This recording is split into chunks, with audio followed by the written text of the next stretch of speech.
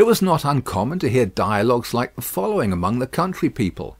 "I have a fine bull here, neighbour. What do you say?" "Very fine, neighbour. It is a fact, though 'tis I who say it. He is better, though, for tallow than for meat." "Ver dear." "Are you sure that Gilliatt hasn't cast his eye upon it?"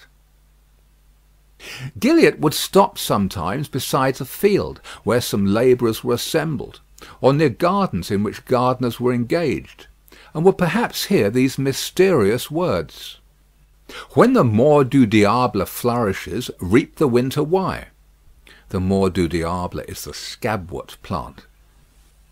"The ash tree is coming out in leaf. There will be no more frost." "Summer solstice, thistle in flower." "If it rain not in June, the wheat will turn white. Look out for mildew." "When the wild cherry appears, beware of the full moon." "If the weather on the 6th day of the new moon is like that of the 4th, or like that of the 5th day, it will be the same 9 times out of 12 in the first case, and 11 times out of 12 in the second, during the whole month." "Keep your eye on neighbours who go to law with you. Beware of malicious influences. A pig which has had warm milk given to it will die. A cow which has had its teeth rubbed with leeks will eat no more." "Spawning time with the smelts. Beware of fevers." "When frogs begin to appear, sow your melons." "When the liverwort flowers, sow your barley." "When the limes are in bloom, mow the meadows." "When the elm tree flowers, open the hotbed frames." "When tobacco fields are in blossom, close your greenhouses." And, fearful to relate, these occult precepts were not without truth. Those who put faith in them could vouch for the fact. One night, in the month of June, when Gilliatt was playing upon his bagpipe, upon the sandhills on the shore of the Demi de Fontenelle, it had happened that the mackerel fishing had failed. One evening, at low water, it came to pass that a cart filled with seaweed for manure overturned on the beach in front of Gilliatt's house.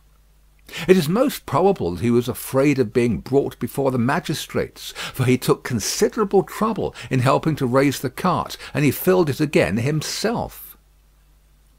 A little neglected child of the neighbourhood being troubled with vermin, he had gone himself to St. Peter's Port, and had returned with an ointment, with which he rubbed the child's head.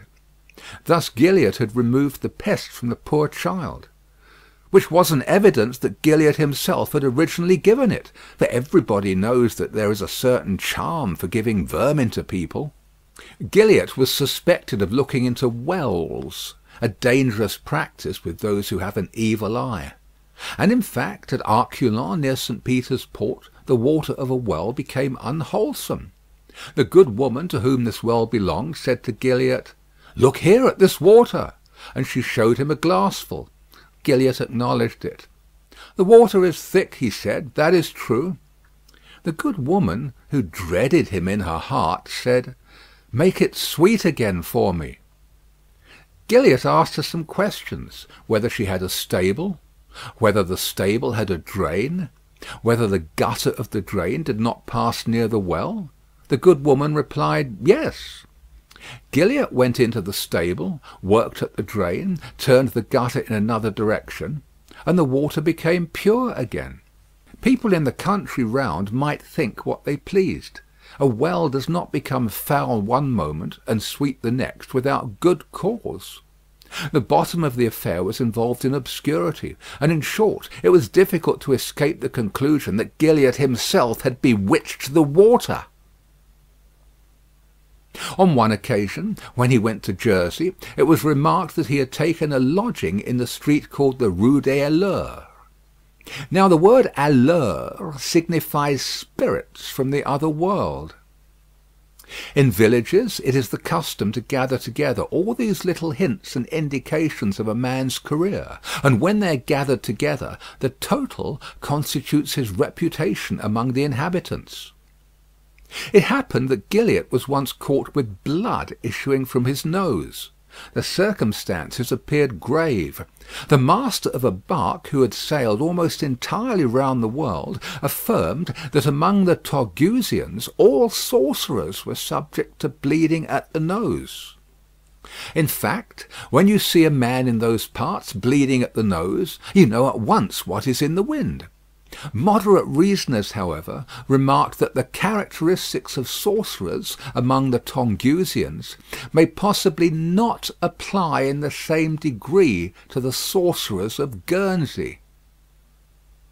In the environ of one of the Saint Michels, he had been seen to stop in a close belonging to the Huriaux, skirting the highway from the Videclin.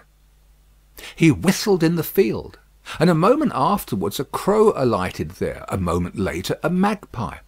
The fact was attested by a worthy man who has since been appointed to the office of Douzenier of the Douzaine, as those are called who are authorized to make a new survey and register of the fief of the king.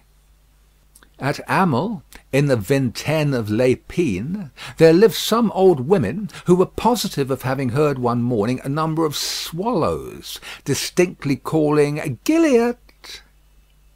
Add to all this, he was of a malicious temper. One day a poor man was beating an ass. The ass was obstinate. The poor man gave him a few kicks in the belly with his wooden shoe, and the ass fell. Gilliatt ran to raise the unlucky beast, but he was dead. Upon this, Gilliatt administered to the poor man a sound thrashing. Another day, Gilliatt, seeing a boy come down from a tree with a brood of little birds, newly hatched and unfledged, he took the brood away from the boy, and carried his malevolence so far as even to take them back and replace them in the tree. Some passers-by took up the boy's complaint, but Gilliatt made no reply except to point to the old birds, who were hovering and crying plaintively over the tree as they looked for their nest. He had a weakness for birds, another sign by which the people recognise a magician. Children take a pleasure in robbing the nests of birds along the cliff. They bring home quantities of yellow, blue, and green eggs, with which they make rosaries for mantelpiece ornaments. As the cliffs are peaked, they sometimes slip and are killed. Nothing is prettier than shutters decorated with sea-birds' eggs. Gilliatt's mischievous ingenuity had no end. He would climb, at the peril of his own life, into the steep places of the sea rocks, and hang up bundles of hay, old hats, and all kinds of scarecrows, to deter the birds from building there, and as a consequence to prevent the children from visiting those spots. These are some of the reasons why Gilliatt was disliked throughout the country. Perhaps nothing less could have been expected. Chapter 5. More suspicious facts about Gilliatt. Public opinion was not yet quite settled with regard to Gilliatt. In general, he was regarded as a marcou. Some went so far as to believe him to be a cambion. A cambion is the child of a woman begotten by a devil. When a woman bears to her husband 7 male children consecutively, the 7th is a marcou. But the series must not be broken by the birth of any female child. The marcou has a natural fleur-de-lis imprinted upon some part of his body, for which reason he has the power of curing scrofula, exactly the same as the King of France. Marcous are found in all parts of France, but particularly in the Orléanais. Every village of Gâtinais has its marcou. It is sufficient for the cure of the sick that the marcou should breathe upon their wounds, or let them touch his fleur-de-lis. The night of Good Friday is particularly favourable to these ceremonies.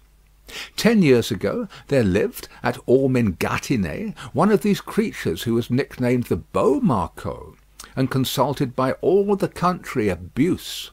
He was a cooper named Foulon, who kept a horse and vehicle. To put a stop to his miracles, it was found necessary to call in the assistance of the gendarme. His fleur-de-lis was on the left breast. Other marcous have it in different places. There are marcous at Jersey, Auvigny, and at Guernsey. This fact is doubtless in some way connected with the rights possessed by France over Normandy. Or why the fleur-de-lis? There are also, in the Channel Islands, people afflicted with scrofula, which of course necessitates a due supply of these marcous.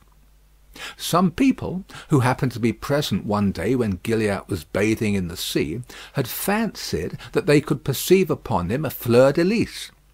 Interrogated on that subject, he made no reply, but merely burst into laughter, for he laughed sometimes like other men. From that time, however, no one ever saw him bathe. He bathed thenceforth only in perilous and solitary places, probably by moonlight, a thing in itself somewhat suspicious. Those who obstinately regarded him as a Cambion or son of the devil were evidently in error. They ought to have known that Cambions scarcely exist out of Germany. But the Vale and Saint-Sampson were, 50 years ago, places remarkable for the ignorance of their inhabitants. To fancy that a resident of the island of Guernsey could be the son of a devil was evidently absurd. Gilliatt, for the very reason that he caused a disquietude among the people, was sought for and consulted. The peasants came in fear to talk to him of their diseases. That fear itself had in it something of faith in his powers; for, in the country, the more the doctor is suspected of magic, the more certain is the cure. Gilliatt had certain remedies of his own, which he had inherited from the deceased woman. He communicated them to all who had need of them, and would never receive money for them. He cured whitlows with applications of herbs. A liquor in one of his phials allayed fever. The chemist of Saint-Sampson, or pharmacien as they would call him in France, thought that this was probably a decoction of Jesuit's bark. The more generous among his censors admitted that Gilliatt was not so bad a demon in his dealings with the sick, so far as regarded his ordinary remedies. But in his character of a marcou he would do nothing. If persons afflicted with scrofula came to him to ask to touch the fleur-de-lis on his skin, he made no other answer than that of shutting the door in their faces. He persistently refused to perform any miracles, a ridiculous position for a sorcerer. No one is bound to be a sorcerer, but when a man is one, he ought not to shirk the duties of his position. One or two exceptions might be found to this almost universal antipathy. Sieur Landoys of the Clos Landes was clerk and registrar of St. Peter's Port, custodian of the documents, and keeper of the register of births, marriages, and deaths. This Landoys was vain of his descent from Peter Landoys, treasurer of the province of Brittany, who was hanged in 1485. One day, when Sieur Landoys was bathing in the sea, he ventured to swim out too far, and was on the point of drowning. Gilliatt plunged into the water, narrowly escaping drowning himself, and succeeded in saving him. From that day, Landoys never spoke an evil word of Gilliatt. To those who expressed surprise at this change, he replied, "Why should I detest a man who never did me any harm, and who has rendered me a service?" The parish clerk and registrar even came at last to feel a sort of friendship for Gilliatt. This public functionary was a man without prejudices. He had no faith in sorcerers. He laughed at people who went in fear of ghostly visitors. As for him, he had a boat in which he amused himself by making fishing excursions in his leisure hours.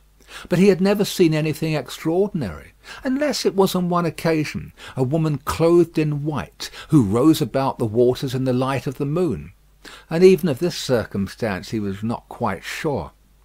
Mouton Gahy, the old witch of Torteval, had given him a little bag to be worn under the cravat as a protection against evil spirits. He ridiculed the bag and knew not what it contained, though to be sure he carried it about him, feeling more security with this charm hanging on his neck.